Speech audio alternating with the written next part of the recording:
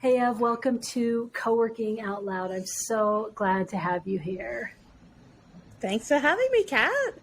Of course, I have been following you for a couple of years. I think I first discovered you on Twitter, but now follow you in all of the places. And it's been amazing to watch how much content you create and also your journey into kind of creative entrepreneur. So for people who aren't familiar with you, will you just give us the little intro of who you are, what you do?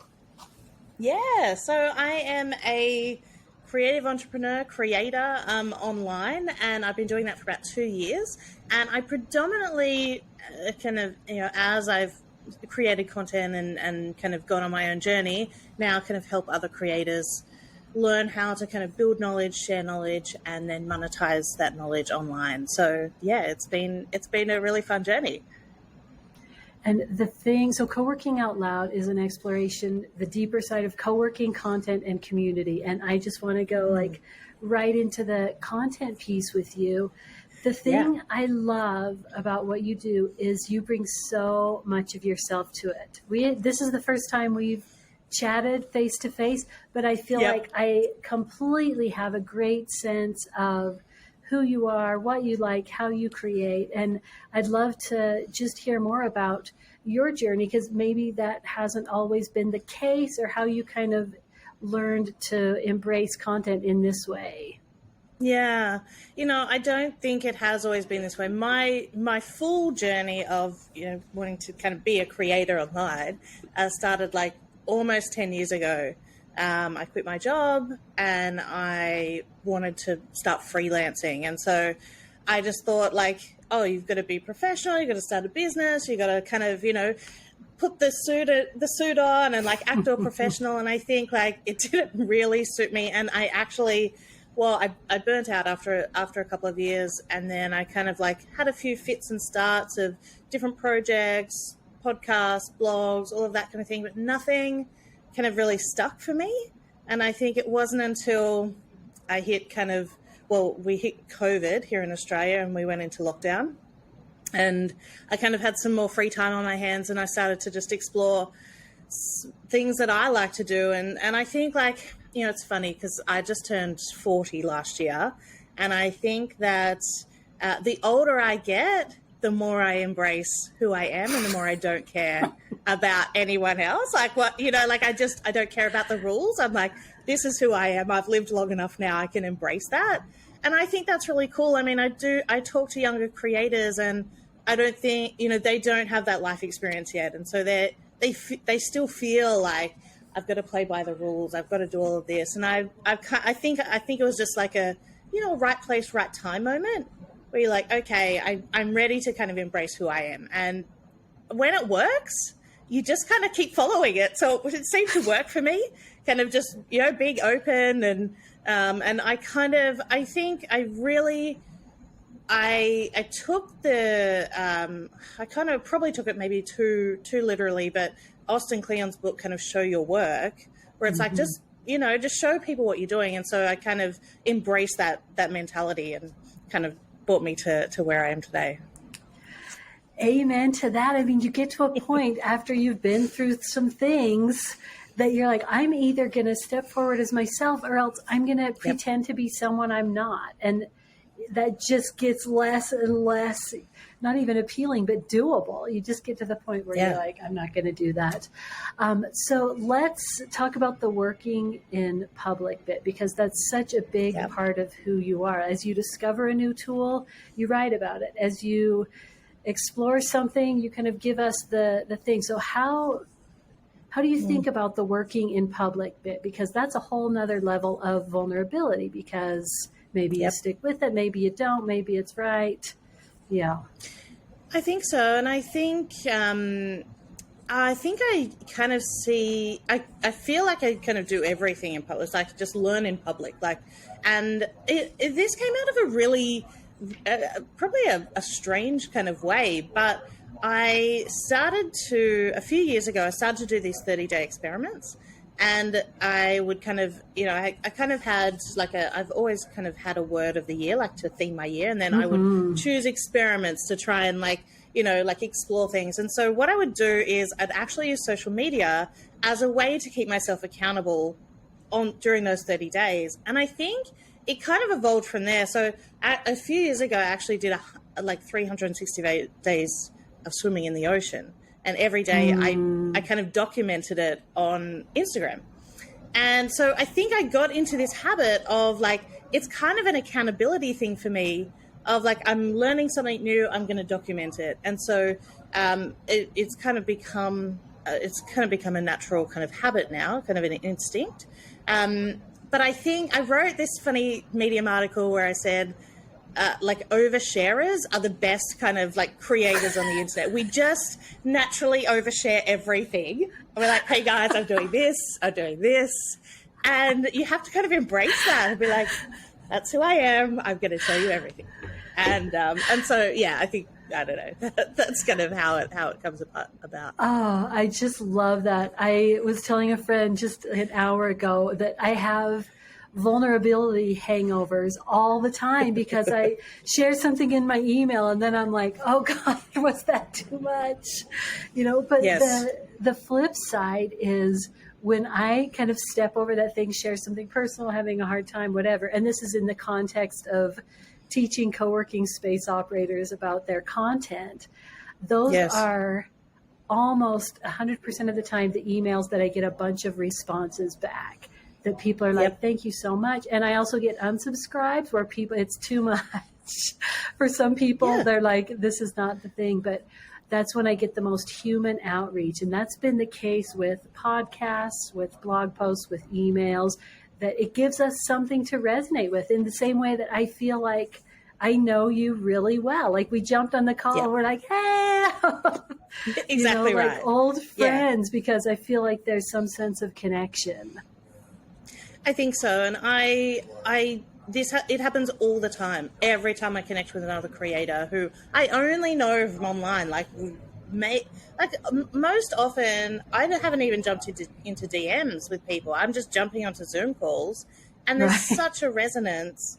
And you just like, I don't know, but like I feel like we're best friends. I don't know what happened, but I think that when you find communities online, that can often happen because you have these common interests, you're watching each other, and there is anyone who shares online, I think, has a natural vulnerability. It just depends what level it is, because you already have to be pretty vulnerable to kind of put yourself out there.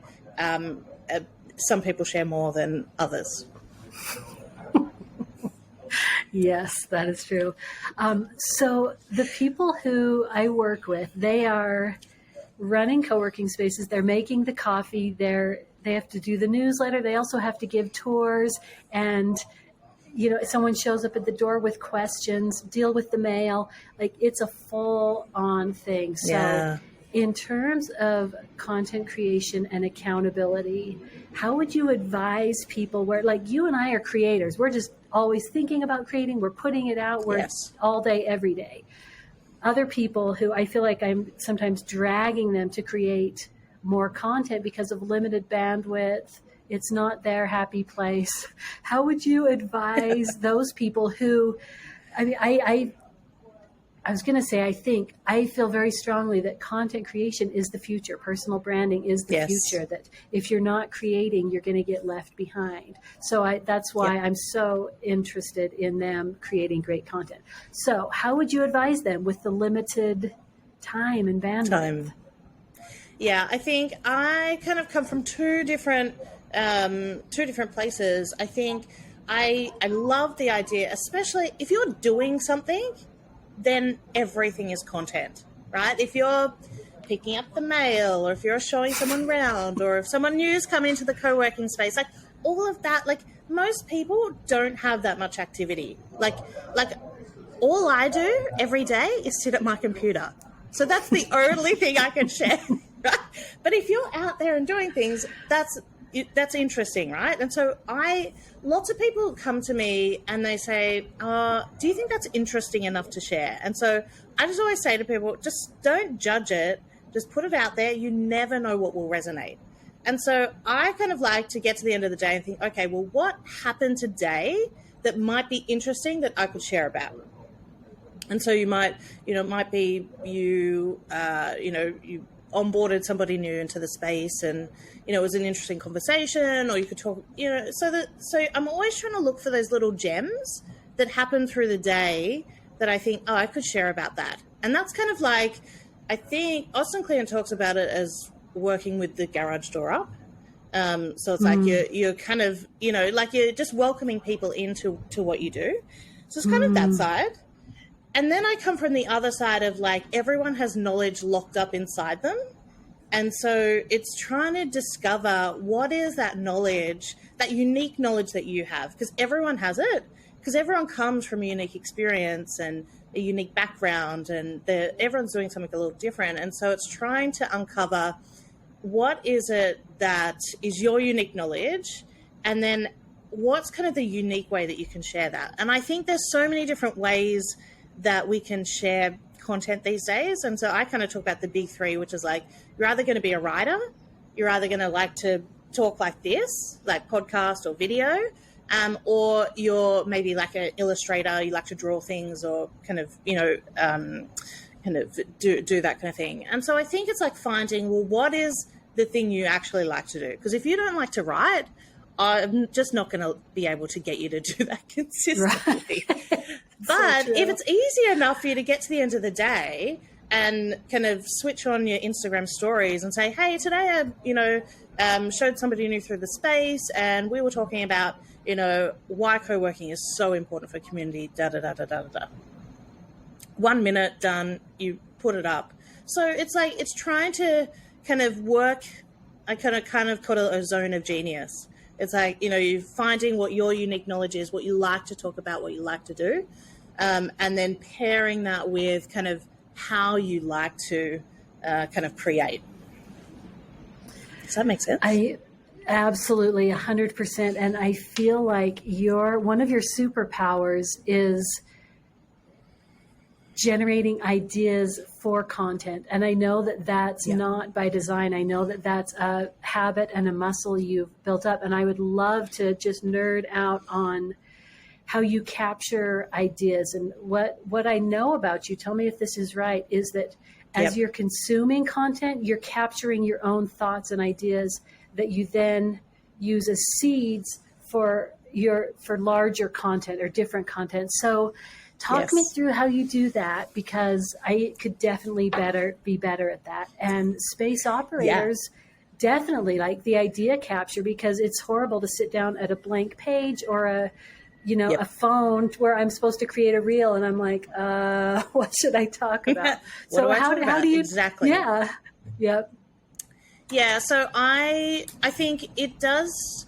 It becomes second nature. So as you kind of start to do it, at first it seems kind of weird, like you're like it doesn't seem, it's not natural. But the more you do it, and I think the more you can see ideas, the more ideas you just can see. So I kind of, it starts with kind of noticing things. So I write a lot, and so a lot of my ideas come from things that I'm consuming, whether books or podcasts or videos. And so I look for what I call the sparks. Okay, so when you're reading a book, like when something jumps off the page to you and you're like, oh, that's interesting. And so that's kind of what I look like. So whether you're reading a book and that kind of sparks you, or whether you're in the middle of the space and you're like, oh, that was an interesting conversation. Like yesterday I had a very interesting conversation on Zoom with a friend, and I was like, oh, like so many things afterwards. And I just get into the habit of then just putting them down. Just, get out your Apple Notes. It doesn't even matter where you record it, right? As long as you record it in one place. So if you've got some kind of notes app, just write down like interesting things that happened, interesting thoughts that you're having, interesting kind of, anything that's kind of like sparking you. The worst thing, I think the thing we get taught in school is like we have to like study all this boring stuff. And like then you discover when you're an adult, you can learn whatever you want. Like the internet is like a Pandora's box of like whatever is interesting. Have you ever gone on TikTok? Like there's like the most niche things that you could ever find. People are doing everything on the internet. And so I think like that you can find whatever interests you. And so that's what I kind of do. And then I try and kind of every day have like just a creative practice where I go through some of those notes. I pick out the ones again that are interesting to me and I write about them. I'm predominantly a writer, so writing just helps me understand things, helps me kind of develop those ideas. But they kind of get to a place where now I have a whole bunch of they turn into what I've called atomic ideas. And so I've got a whole lot of just notes in my note-taking place that are like ideas that I've formed from all sorts of different things I'm thinking. And I can take any one of those ideas and use it as content for anything. So if I need to do a quick story or a quick reel, or I want to write something, I can take those ideas and kind of use them. Whereas most people, and I definitely know business owners, most business owners sit down with a blank page and say, I don't know, what am I going to write today? Whereas if you can kind of start to develop, and this is how you kind of start to develop unique knowledge and compound all of that knowledge together into something that you're known for, is I just take all of these little ideas that I've been developing, and then I kind of like flick that out there online. I kind of test it. I say, okay, did that resonate? And then I kind of like look for signals. You know, some ideas people just go crazy over, and they're usually the simplest ideas I've ever put out there. And I'm like, oh, I didn't think that was going to be anything big. So it's kind of like it's this kind of very. For me, it's a real creative practice and becomes kind of a ritual of like building up these ideas. And I think the reason that I keep doing it, well, one, I get signals back. Obviously, that's going to help you kind of, you know, when content goes well, you're like, oh, I want to do that again. But I think also it's this practice of finding things that are really interesting. Because let's say you had a book that I'm reading a book at the moment that I'm like totally into. Every moment I want to pick it up and read. Like it's not like a hassle.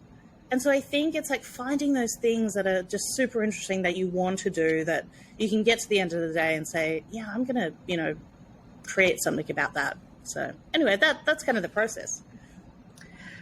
You know, what I end up with is a list of 50 blog posts that I could and should write, but haven't, because it feels like, that whole thing. So it feels like such a huge process. So talk me through how you do like little micro things. And I know, like, I'm assuming you're still active on Twitter. I bounced out of there, but I see you around. So how do you decide whether it's a small thing that you put out there or whether it's a seed that you're going to grow into something larger? I don't make the decision up front. Okay. So everything is a small thing and I put it out. And so I kind of have this bottoms up approach. So, because the thing is, if things feel hard, like a blog, you're not going to write it. Okay. So it's just full stop. I don't even write hard things. So I hate doing hard things. So, but it's easy for me to write a quick tweet about a little idea. So I'm like, oh, I've got this little idea. I'm going to put this out. So this happened to me. I actually just this week, I put a quick tweet out that said, here's 3 products that every creator should have. 1, 2, 3. And then it was, it was kind of just a throwaway thing that I'd done. Yeah. And I got a lot of feedback back from it. I thought, oh, that's a thing. And so then I decided to write about that in my newsletter. So I expanded on those 3 points. Easy, because I already knew it resonated. So I already know, I think this is a thing. So it's much easier to write something bigger when you've had that feedback. And so this is how I work with everything. So then that's kind of a smallish newsletter.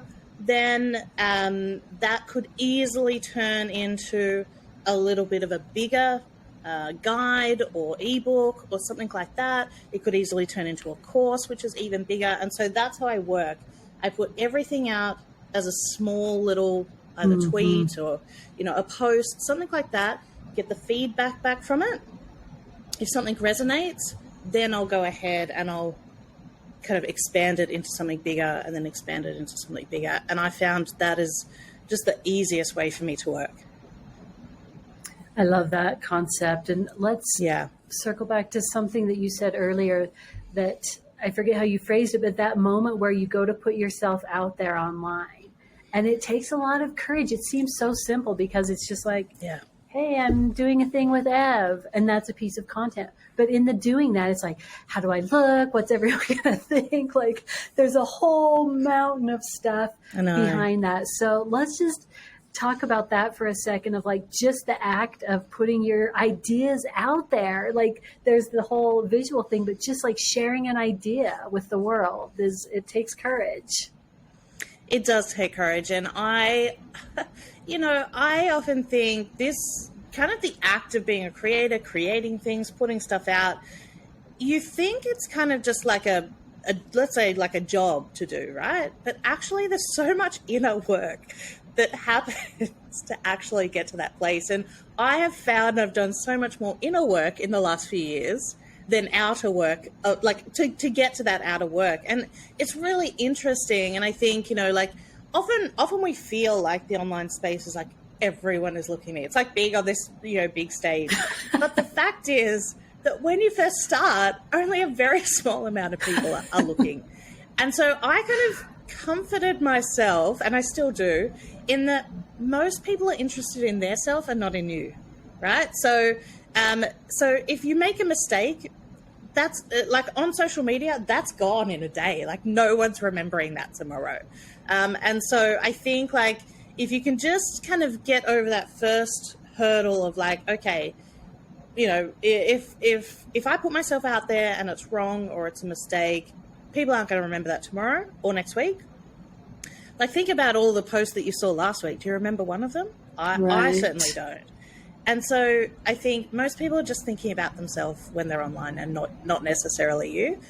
But when you start to build an audience, well, then, yes, you have a lot of people looking at you. But by that time, you've got over those first kinds of, imposter syndrome or what, whatever it is kind of that's holding you back.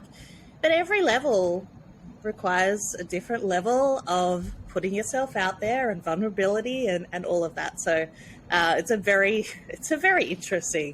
interesting place. But I think, if you have a look at I just don't know any creator who has regretted it. Like, I don't know anyone who said, wow, you know what, I hated that. I don't want to do it again. I mean, I've seen creators burn out, definitely kind of in that space, but I think there is so much opportunity. And if you're kind of open to it, I just think it is the most amazing opportunity. I agree completely. And I'm so glad that you touched on the internal work, because this gets way too woo-woo for some people, but I have found my creator journey to be just an exploration into myself. Like, who am I really? What do I have to say to the world? Where am I going? Like, just that whole thing of like, it's very existential. Like, what is so important to me that I'm going to build a life around it? And people are like, I just need a blog post for my co-working space. They're like, that's a bit much. I know. But I know, it's really funny. You're like, I'm just going to write online. Like, you're just like thinking like it's so logical. And then it's like, what is happening? Yeah. And you see what resonates. Like, the things, I've course corrected a lot. The things I started out writing about, I'm not writing about anymore. You kind of go where it leads, where it feels right. The place that people are really responding right now is when I just talk about community. And so my three kind of content pillars are co-working, content, and community.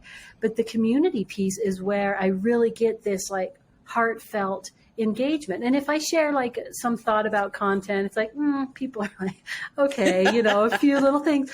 But when I say something about like what's happening for them, what they're trying to build, the importance of it, the people who are focused on community and get that are like, yes, 100%. They're there for it. So then I'm like, okay, more about community. And this is an interesting challenge, talking about the same thing in what do they say? Don't talk about 1,000 different things. Talk about one thing in 1,000 different ways. Yep. And that is sometimes inspired. I'm like, oh, I have this thought. And other days it's like, wow, okay, how are we going to remix this? How do you kind of deal with that, saying the same thing in different ways? Yeah, I think number one, we get more bored with our content than other people do. Mm-hmm. So because we're creative people, we're like, we want to create all the new things. And so I often have to remind myself, actually, you know, most people, or most of my audience they wouldn't even know if I wrote something twice. I don't think, right, and I've tested it actually. I've put stuff out. I've written a whole essay that I wrote 6 months ago, and nobody knows. So people, and I think you always have new people coming into your sphere and that kind of thing. So I think that's kind of number one. Actually, just feel free to say the same things again. That's okay. I have a couple of different ways that I think about this. I try and I kind of think about my ideas as kind of a diamond. So like if something's resonating, let's say it's community, for instance, and you think, okay, that's really resonating. I try to think, okay, what are all the different kind of perspectives that I can look at community from? And so I start to think like, okay, well, what if I was an introvert? How could I talk to introverts about community? Or, you know, because extroverts naturally, they love their community, but like, introverts need community, but they often have to be pulled into it and then they like it. So it's like, oh, that's an interesting perspective to write from. And then you might talk about, you know, different kinds of personalities or, you know, that kind of thing. So I'm always trying to think like, okay, how could I talk to this kind of person about community, or how could I talk to this kind of person about community? So that's kind of a nice kind of way that I look at it. I also then just have kind of simple kinds of templates and prompts that I can use. So I'm trying to kind of then think through like, okay, like what are all the fears around community that I could write about, or what are some mistakes that people make? And so I try and kind of use both of those things to kind of extract everything that I can, possibly can. And then also, I mean, so much for me comes up in conversation with people. So that's kind of the three things. So I'm like trying to find things from different perspectives. I've got my tried and true kind of prompts that I can extract things from, and then like actual conversations. Just there's like little bits of gold that people say to you, and you're like, oh, that's a thing. I'm going to write about that. And I think that's invaluable. Like a lot of people talk at the moment, you know, ChatGPT is like the biggest thing ever. And so people are like, I'm going to ask ChatGPT. I'm like, just ask somebody who ask your audience, like have a conversation with the person. Because there's like a language that you get when somebody says it to you. And then if you can kind of mirror back what they're saying, that could be immediate resonance with a whole lot of other people. So true. And the things that resonate with us likely will. When you said, when you're reading a book and something makes you go, that's genius, like grab the pen. So for me, I need to get better at what struck me about that. Why is it resonating? Is it something I've never thought of before? Is it confirming something I think? Like taking those little sparks and turning them into something to put out in the world, because chances are really good that people are going to feel what we feel. Yeah, exactly. I often, you know, I kind of like, I'll usually kind of highlight something or kind of, I don't know, asterisks or something. And then a lot of it for me is just like, well, this is interesting because, or this reminds me of this other thing. And so it's always just like a little, it's like that's why it's a spark. It's like this little spark. I don't know what it is yet, but I'm just going to put it there and then see where it goes. So Ev, before we jump off, I want to hear the best way for people to connect with you. But before we do that, what's your overarching advice for busy business owners, co-working space operators, and in terms of content and where we're going with this? Like, how should they be thinking about content? I think if you're not creating content, you are going to be left behind in the next, year, 5 years, 10 years. I think the creators are coming for you. And so if you don't find a way, they're already here. I mean, they are relentless, and that's all they think about. So I think if you're not creating content, you are going to be left behind. But I think you have to not overthink it. You've got to find the way that you like to do it and the way that feels most comfortable and most easy, and do that. That's the only way that you're going to kind of get kind of long term, and just understand the ROI of it. I think, as a creator, I know every time I create content, there's an ROI in that now, because I have audience. I know that it's kind of always out there working. And I think, you're in your space, doing your thing, doing all of that, but content will work for you when you're not working. And so just think about it like that, about the ROI of that content. And hopefully that gets you kind of, to get that momentum going. Yeah, once you get some positive feedback, you want that again. So Ev, what is the best place for people to connect with you? Yeah, I'm probably most active on Twitter, but I think if you go to my website, evchapman.com, you can find me in all of the places. Instagram, Twitter, TikTok, all of the things. We'll link to everything in the show notes. And Ev, what an absolute pleasure to talk with you. I love it. Great. I feel like we're fast friends. Yes, I really enjoyed this.